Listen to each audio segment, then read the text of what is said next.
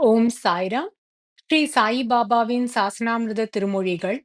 இவற்றை நமக்கு தொகுத்து வழங்கியவர் பூஜ்ய ஸ்ரீ நரசிம்ம சுவாமிஜி அவர்கள். சாசன திருமொழிகள். தமது பெயராலேயே பாபா அருளிய உறுதிமொழிகள். அயராத கண்காணிப்புடன் கூடிய எனது பார்வை என்னை நேசிப்பவர்கள் மீது எப்போதும் இருக்கும். நீ செய்வது யாதாயினும் எங்கு இருப்பினும் எப்போதும் இதை நினைவில் வை. உனது ஒவ்வொரு செயலையும் நான் அறிவேன். ஒருவன் எப்போதும் என்னையே தியானம் செய்து என் பெயரையே உச்சரித்துக் கொண்டு, அதாவது ஜபம் செய்து என் லீலைகளை பாடிக்கொண்டு இவ்வாறாக நானாகவே மாறிவிடுவான் ஆகில் அவனது கர்மா அழிகிறது. எப்போதும் அவன் பக்கத்திலேயே இருப்பேன். நீ எப்போதும் வாய்மையை கடைபிடிக்க வேண்டும். எப்போது நீ எங்கிருந்தாலும் எல்லா நேரங்களிலும் நான் எப்போதும் உன்னுடையே இருப்பேன். எக்காலத்திலும் எந்த இடத்திலும் நீ என்னை நினைக்கும் போது நான் உன்னுடன் இருப்பேன். அஞ்சேல். ஒருவன் இடையறாது என்னையே நினைத்து என்னையே ஒரே புகழாக கொள்வானாகில் நான் அவனுக்கு கடன்பட்டவனாகி அவனை காப்பதற்கு என் தலையையே தந்துவிடுவேன். எவன் ஒருவன் எப்போதும் என்னை அவன் மனதில் இருத்தி எனக்கு நிவேதனம் செய்யாமல் உணவை ஏற்க மாட்டானோ, நான் அவனுடைய அடிமை.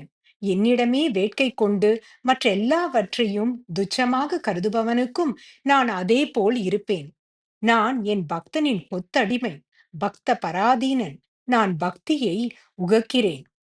மனைவி, மக்கள், பெற்றோர் யாவரிடமிருந்தும் உள்ளத்தை திருப்பி என்னிடம் மட்டுமே அன்பை செலுத்துபவன் எனது உண்மையான பக்தன். கடலில் கலந்துவிடும் ஆற்றைப் போல அவன் என்னுடனேயே கலந்து விடுகிறான். பாபாவிற்கும் ஜஸ்டிஸ் எம்பி ரேகே அவர்களுக்கும் இடையே நடந்த உரையாடல். ஸ்ரீ சாயி பாபா: என் கஜானாவின் சாவி இப்போது உன் கைகளில்.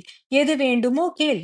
மாதந்தோறும் ரூபாய் 5 முதல் 100 வரையோ அல்லது எது வேண்டுமோ எதுவாயினும் நான் உனக்கு அளிக்கிறேன். ரேகே கேட்க மறுக்கிறார். ஸ்ரீ சாயி பாபா: ஏதாவது கேள். உனக்கு ஏதாவது கொடுக்க நான் ஆவலுடன் உள்ளேன். ரேகே: நான் எது கேட்பினும் தாங்கள் கொடுப்பீர்கள் என ஒத்துக்கொள்ளப்பட்டதுதானே? ஸ்ரீ சாயி பாபா: ஆம். ரேகே: பாபா, அப்படியானால் நான் விரும்புவது இதுதான்.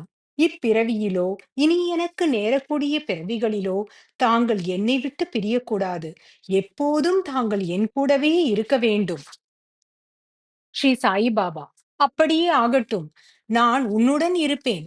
உன் உள்ளே இருப்பேன், புறத்தே இருப்பேன். நீ எப்படி இருந்தாலும் என்ன செய்தாலும் அவ்வாறு இருப்பேன்.